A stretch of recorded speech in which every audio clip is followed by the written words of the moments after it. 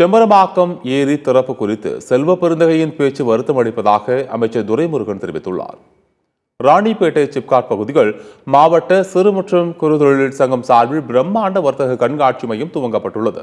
இந்த கண்காட்சி துவக்க விழாவில் நீர்வளத்துறை அமைச்சர் துரைமுருகன் கலந்து கொண்டு கண்காட்சியை துவக்கி வைத்தார்.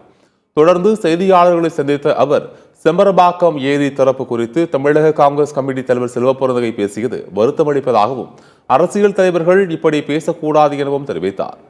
பருவமழை முன்னெச்சரிக்கை நடவடிக்கைகள் மிக கவனத்துடன் மேற்கொள்ளப்பட்டு வருவதாகவும் அமைச்சர் துரைமுருகன் கூறினார்.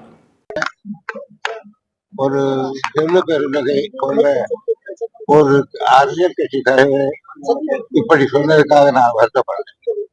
பொதுவாக உண்மை என்ன செய்ய பேசணும். பருவமழை கூடி பருவ துவக்க அரசியல் மேட்டூர் டேம் திறந்து நிரம்பியிருந்தால்தான் சீஃப் மினிஸ்டர் திறப்பார். அந்த ஒன்றை தான் நாங்க திறப்பாங்க, லோக்கல் திறப்பாங்க. இது மாதிரி சின்ன சின்ன இதெல்லாம் ஆத்து குறுக்கு மேல கட்டியிருந்தா பண்ண வேண்டாம்.